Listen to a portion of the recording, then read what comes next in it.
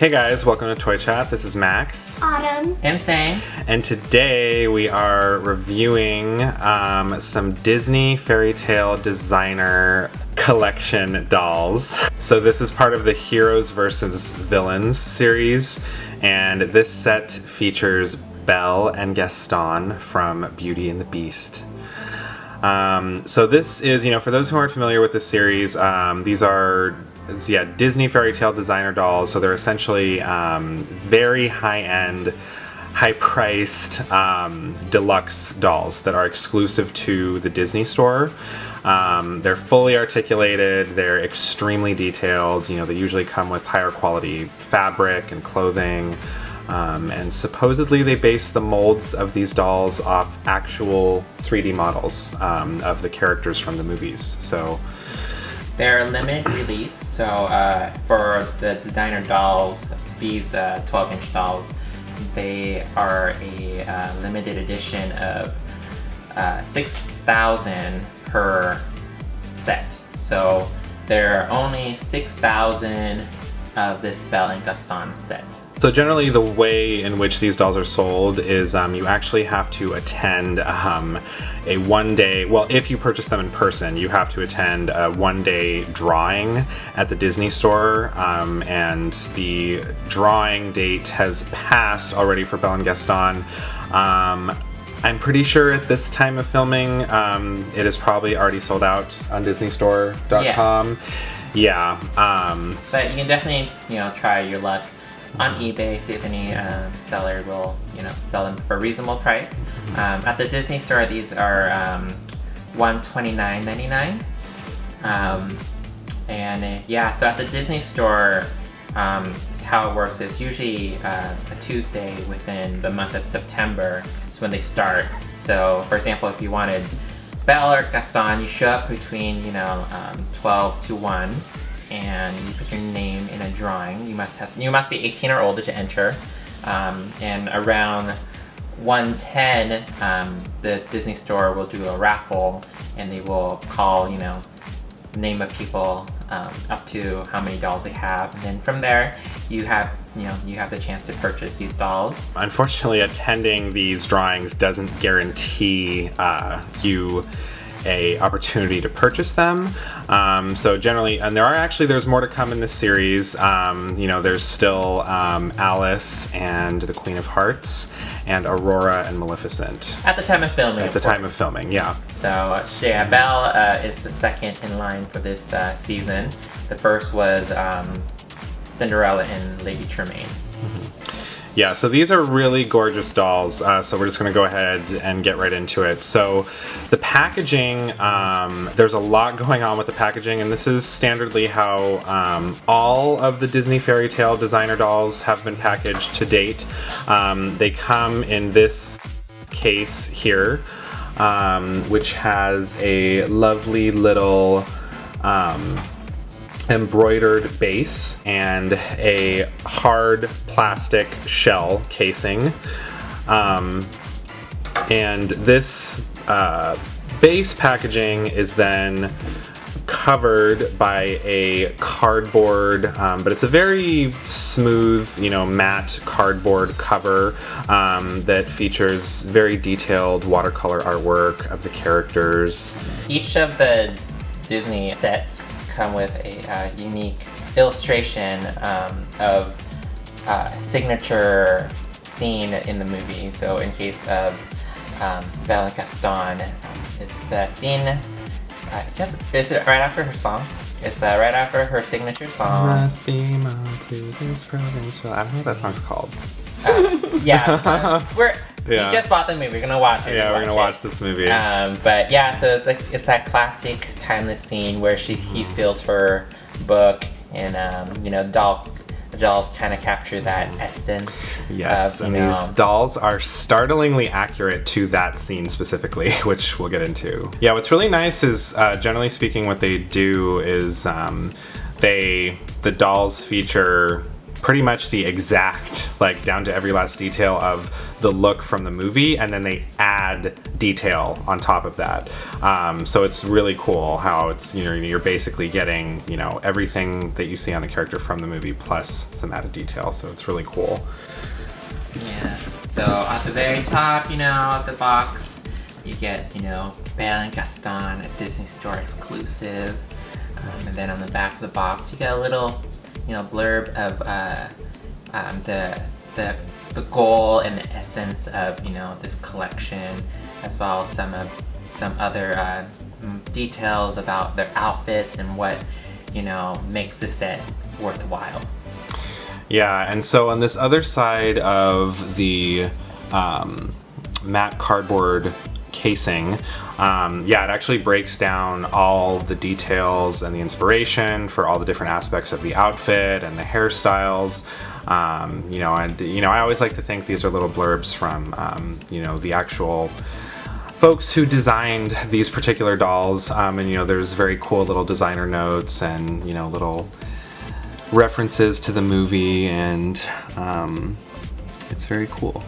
So when you win your raffle and get a chance to purchase this doll, not only are you getting the doll itself and the fancy sleeve, you're getting this really cool carrying bag when you leave the store, and these are exclusive. You can only obtain this bag with a purchase of one of the Heroes versus Villains dolls. So the cool thing with this bag is it shows all 4 illustrations.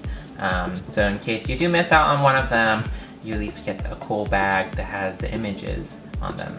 Mm-hmm. Yeah, it's really gorgeous. I love that they have, you know, the traditional stylized artwork on them. It's super pretty. Yeah, so the packaging, and this is, by the way, we can only vouch for that this is what the packaging comes with when you purchase these in store. We're not positive that if you buy it online, it'll come with this bag. I'm pretty sure you do, but it's very durable as well, so. Yeah.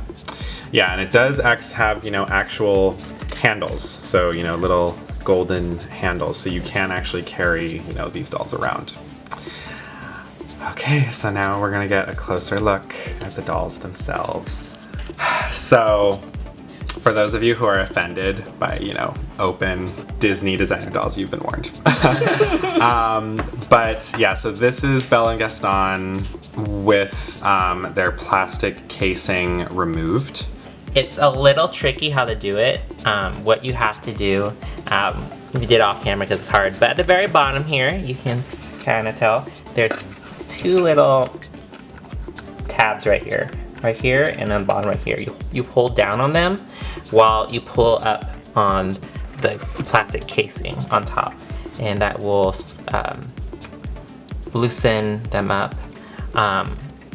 My suggestion, if you do buy them, while you're pulling it up, you want to hold down on the background, like from down here. So right here, from both sides, hold down on them while you pull the plastic up.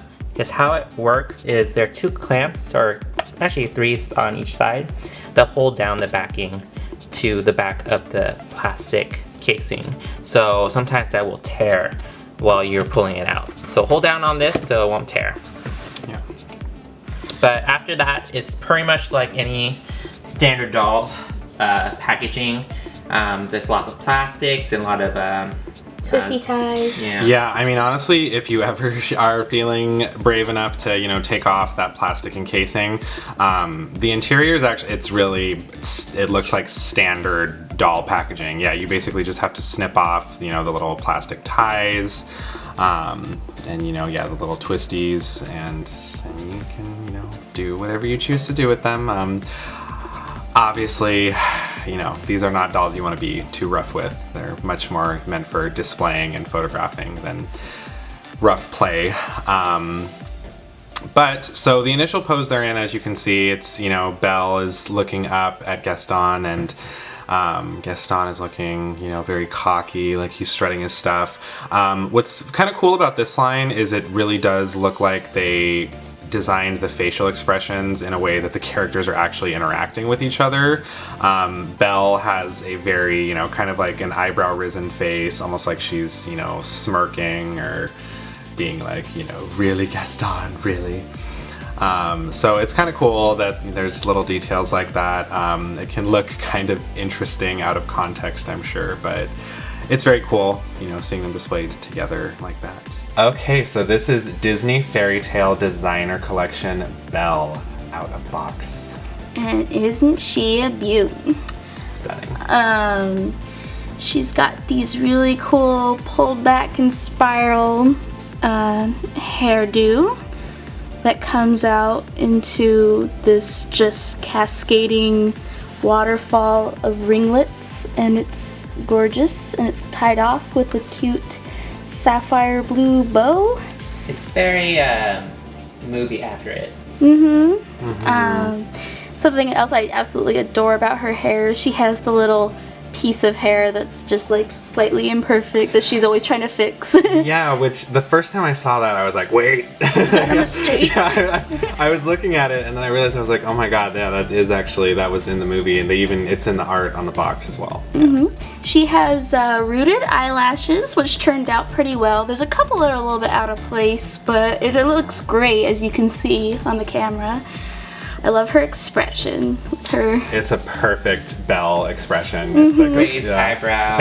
Like, okay, when is this guy gonna stop talking to me? Yeah, it's very like it's very impactful, but also very sweet as well. Yeah, because she's a sweet girl. Yeah. She's beautiful, like maroon lipstick. I love that it's both very expressive, but also very subtle. It's not too, you know, overpowering in Stuck in one emotion. Yeah. Much like the Sleeping Beauty of the series, which we probably won't buy, but we could talk about that later. Anyway. But yeah, she's got, you know, some nice blush, which is beautifully visible from all angles. It's like a light pink blush.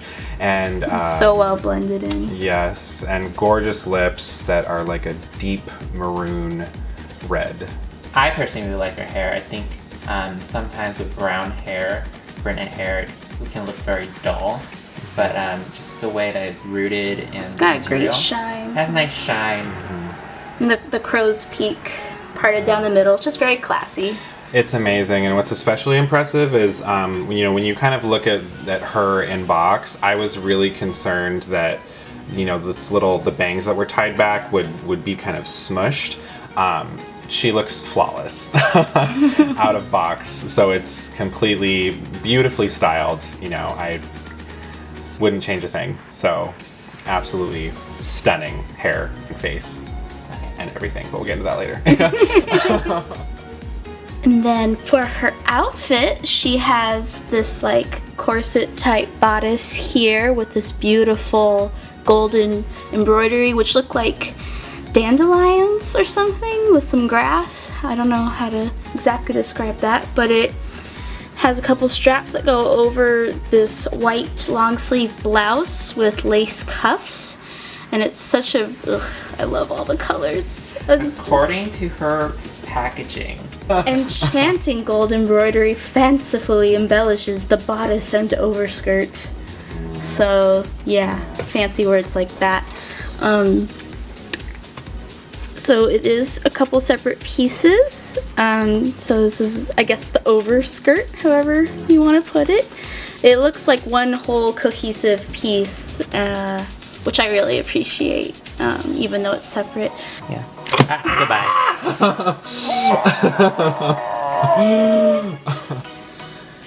So the main body of her dress is this beautiful flowery pattern filled with blue, I would say carnations or roses with little pink nondescript flowers, some golden leaves, and big shiny spots of golden flowers. As you can see, there's little golden embroidered flowers here that have like a tiny gemstone in the middle, which is really nice. It pops out from the rest of it, but not looking like cheesy or overpowered. Just all the colors, the color palette in general, it just blends together very well. Yeah. It's so classically Belle. It goes to show you what, you know, thorough design this really is, because There are so many different colors and so many different design elements and different flowers, and yet it doesn't look at all, you know, like tacky or loud. It blends really beautifully, you know, and it's really incredible that there's a subtlety to it, you know, despite the fact that there are so many different elements. Well, they took a very simple outfit that Belle has and embellished it and made it more almost like regal. It's her dress that gives a nice poof in the back. It takes a lot of skill and craft to make that at this scale. Yeah, and they tie it off with this adorable bow that cinches it toward in the center, and it creates sort of a folded look in the back, and it just gives it a lot of volume without it looking like she's wearing a muumuu or something, and it's just really cute. So for the main body of her skirt, she's got this beautiful cream skirt with a long lace edge around the whole thing, which is patterned with like a floral motif and all unique flowery embroidery here. I just love it because, you know, a lot of times when you get embroidery on dolls, it's very simple and or repetitive, like these little golden flowers that I mentioned earlier. Not that I have anything against them. I just like how unique and just like a unique piece of artwork I that like looks. how it's like this. I mean, I get that her story is like this one central flower, rose, that's very important, but it has two little roses in the center that kind of cascade out with these beautiful patterns with little tiny other roses. But in the center, there is these two flowers, and what I like about it is it's very detailed, but also very like subtle. Again, it's white on white, so if you can't like you don't, it's not the main focus. If it was like a different color, it'd be too loud with the rest of her outfit. I just like how subdued it is. For her shoes, she has these really simple brown flats, which are apparently movie accurate, so that's fun. Not a whole lot of detail here, and I don't super blame them because the dress just totally overtakes them in any angle, because her dress definitely makes it down to the floor. So yeah, those are her shoes. They are actual shoes, so you can remove them. Okay, yeah. So while we're here, it just let you guys know that she has ankle articulation, which is very new for all our, you know, Monster High followers. These Disney dolls do have ankle joints, so you can change the shoes if you want for heels or anything like that. And she also, while we're here, she has little knee joints as well. Yep, she's fully articulated. Belle comes with just one main accessory, if you don't count her bow, and that is a plastic-made wicker basket. What's really crazy about this basket is, honestly, if you glance at it, you would assume it's an actual miniature wicker basket. Yeah, there's something about either the way they painted it, or maybe there's a complex within the plastic. It kind of has like sort of a grainy look to it in person. It looks very much like a real, genuine basket, which is incredible. Yeah. Next up, we have Gaston, and he is the villain of this pack. He has, you know, his usual famous chiseled face and square jawline. He has painted hair, but it is, you know, very well sculpted. You know, it's a very deep black, as it was in the movie. And he, you know, has his trademark ponytail. Yeah, he has a very, you know, he has a very fitting expression. It's a very, you know, cocky, arrogant, you know. I know better than you. Yeah, expression. It's very fitting for him. He has a great face mold. I really like his face mold. I would say it's pretty accurate of the movie. Yeah, I'm impressed that I enjoy this mold so much because, I don't know, I just feel like with Disney sometimes they kind of let the male sculpts kind of go by the wayside, you know, not really a lot of effort. But this feels really true to character, and I'm really feeling it, even with the plastic hair, which I'm sure is really the only reasonable way they could have done it. So Gaston is wearing a deep maroon red short-sleeved jacket, just as he is in the movie, with a low V-neck neckline, so he's showing a little bit of chest. And the outfit has a bronze collar that is very nice. It's like a bronze gold collar. And there is a little bit of shimmery gold embroidery along the neckline of the jacket. It's very like a woodsman. Yeah, like it's very woodsy. As you can see, he also has a faux leather strap of a bow and arrow case, and there's also a little bit of embroidery along the strap, which is very nice. The bow and arrow case itself is pretty simple, but it's accurate. It just has a little bit of a design along the back here, and they did a really good job of making it look like like leather. And what's cool, these are actual arrows that you can actually remove and take out. I haven't actual yet, toy but arrows. actual toy arrows. But yeah, they're very cool. There are individual pieces. Yes, they're individual pieces. They're very awesome. He doesn't come with the bow? No bow. Yeah, just the arrows. He is also wearing, it's like a yellowish bronze gold color, the same as his Mustard. collar. Yeah, gloves. or mittens and doll horns. Yeah, they look more like. Well, I can understand. Even with very expensive dolls, most of the time, any gloves they make, they're mittens. Just the way that the fabric is too large to cut into individual fingers for dolls. So I can understand that. It's a norm for like expensive dolls or any dolls in general. But they look like they're like kitchen mittens, but I appreciate the effort. Look a little bit too much like oven mitts for my taste, but yeah, as Sang said, that's how gloves tend to go with dolls. They either have to fit on like that or they have to be just painted on. So, because otherwise I would imagine it's just, it's, way too hard to... Would probably rack up the price of $10, $15. Yes. But yeah, they're functional for what they are. He's also wearing a belt that matches his quill strap. And it has, the little gold buckle that he once again has in the movie. And a little dagger as well. Little toy dagger. It's interesting how the dagger is fastened on him by, this just a little red plastic strap. Well, keep that in mind, it's not how it's supposed to be. His knife is supposed to go underneath the belt like that. The red thing was just there to hold it in the box, but you can definitely put it there. So Gaston has very simple, essentially black jean pants. Yeah, it seems like they're made out of cotton. It's just a straight cut, so nothing too remarkable. It does fit him well, so form-fitting but not too tight. So yeah, this is Gaston with one of his shoes removed. As you can see, his legs have zero articulation, so you can't bend his knees or his, you can't move his foot, anything like that. It's not a humongous deal. I mean, I definitely wish,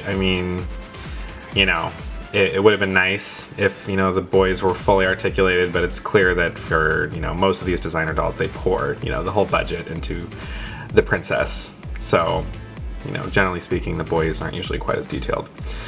I do appreciate on his shoes, they're a little scuffed, like there's actually worn and tear on it, which is very unique for like toys. Yeah, they look like boots he's traveled in, so that's pretty cool. Yeah, they're pretty cool. So, he's wearing, pretty simple, pretty basic, cuffed, like faux leather boots. Very, cowboy looking, and I believe accurate to the movie.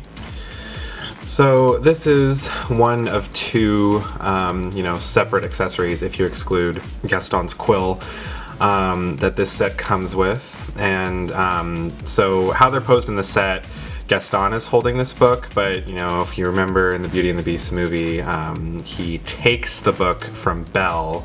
So yeah, so this is the inside of the book. So they actually printed, so the book itself is plastic, but they did print 2 actual paper sheets over you know, the plastic opening, so it looks like, you know, a little more realistic. And for, you know, in case you're wondering, no, you can't really make out, you know, what the text is. It does not look like English, though. It looks like it's all in French. The cover and the spine of the book are a royal blue with a cursive B on the cover, you know, I'm sure for Belle. And there's a little bit of golden detailing on the outer edges. Very cute, very nice accessory. All right, and these are our final thoughts on Disney Fairytale Designer Belle and Gaston. You know, $130 may sound a little ridiculous to a lot of people for dolls. You do honestly, you get what you pay for with this series though. You know, if you're unfamiliar with it, you know, the first time you see it in person, it will probably end up being some of the heaviest detail you will have ever seen on dolls. You know, it's very obvious that a lot of love and care was poured into these. I would highly recommend it, especially if you're a Disney, you know, Beauty and the Beast fan. You know, it's arguably the most beautiful doll. I mean, granted, there are a lot of other really incredible, you know, deluxe versions of Belle. In terms of her, you know, her quote-unquote peasant garb, though, I would say this is by far the nicest doll I've seen of that version of her. And there haven't been, you know, in general, very many doll releases of Gaston, and it's really cool to have these 2 in a standard doll size. They're really incredible. I mean, they are amazing. So if you're a fan of display dolls and, you know, as I mentioned before, obviously they're very high end and they're very expensive. So definitely not intended for the youngins overall. You know, this set is incredible, but if I had to kind of nitpick some little things I wish they would have done differently, it's primarily with Gaston, and you know, I would say over, you know, as time has gone on, it seems like they are investing more time and effort into the male characters, but I do wish he was fully articulated, and maybe even more so. He looks great. There's a part of me that wishes he was a little bit larger, because when you see him in this doll form, he's actually only a little bit taller than Belle. And you know, in the movie, he's this huge, hulking, you know, I think that would have been maybe very difficult to do in doll form, but I think that maybe would have been kind of cooler and more accurate. Along those lines, you know, he's missing his glistening body hair, which is a defining feature for Gaston. Every last inch of him's covered in hair, except for this doll version. So yeah, so it'd been nice if that included that, but I think they're all really detailed. I mean, again, the main focus again is Belle. It's easy to focus on the princess, but yes, it's really about both of them. Yeah, I mean, granted, this is an improvement over the hardcore Wonder Bread Prince Charmings of like the previous designer releases. Yeah. So he's still pretty cool. He's still very high quality. I would file these as must-haves if you've got the money and you're a Disney fan. Overall, I feel like in terms of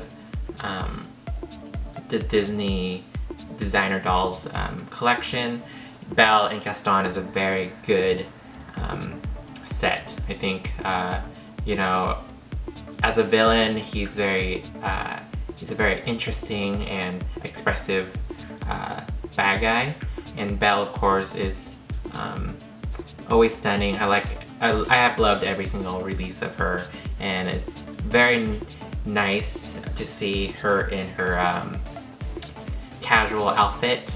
And I love the changes they made to it to make it more regal or, you know, French court looking. It's very exciting to see when, you know, we come from, you know, the $20, you know, toy line to these collector's items. This is very night and day. I do feel like they're worth the price. And if you do have the funds and, you know, you're a Disney fan like Max said, you know, I can't say, you know, this is for everyone, but, you know, Belle and Gaston is a good investment. They're they're one of the prettier ones Disney has released. Even if you don't take it out, they're great for display. They're meant for display. They come with a little display case, and you know, they're posed in a way that is, you know, is okay with just, you know, never opening them. And you know, most of the time these retain their value, so you know, it's a good investment if you one day you want to sell them for, you know, college or your kids, you know, trust fund or whatever. But yeah, but they're really great to play with too. I mean, I don't like to discourage people from opening their dolls, but you know, these look great just on your shelf. I absolutely love this series, just time and time again, and especially at having paid close attention to this specific release. These dolls just honestly feel like they were just taken from a still from the movie and just put in doll form, and it's just perfect. I, however, kind of disagree about it being a must-have. I mean, beautiful dolls, totally worth it. You get your money's worth. However, it's kind of a rabbit hole you're falling into with how expensive and collectible they are. And it's a lot of stress because sometimes you don't get picked for the drawing to get the doll in the first place. I would say, you know, save your money for like your just #1 favorite characters and then just cherish it always.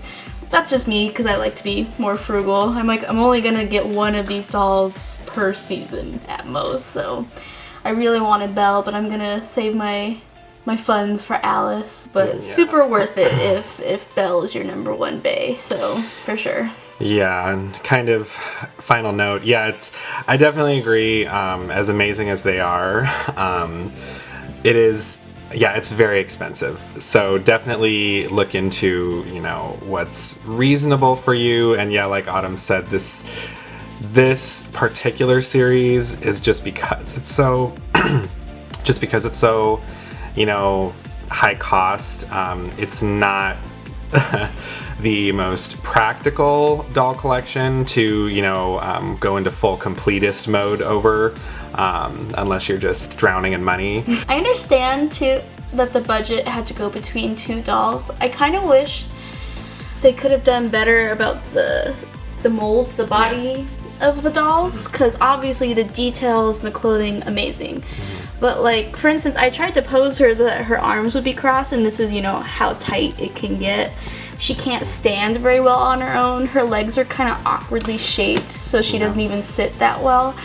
And when you take it as a comparison to like the Barbie Integrity dolls, like they can pose really tight. It doesn't have to be like the most flexible thing in the world. I just wish it could, like, I could move her arm and she would hold it instead of like, my plastic can't move that far. My comparison to Integrity is a little bit unfair because they're $130 for one doll. So. Yeah, so these are actually, that's the thing, these are actually cheaper than Integrity dolls. That's the ironic thing. They're all very gorgeous dolls, and you know, in a nutshell, they're just stunning. And as you know, I know a lot of people don't like opening Disney designer dolls, but when you actually handle them and touch them and see them in person out of the box, it's such a magical experience. You appreciate them on a different level. Alright, so this has been our review of the Disney Fairytale Designer Collection.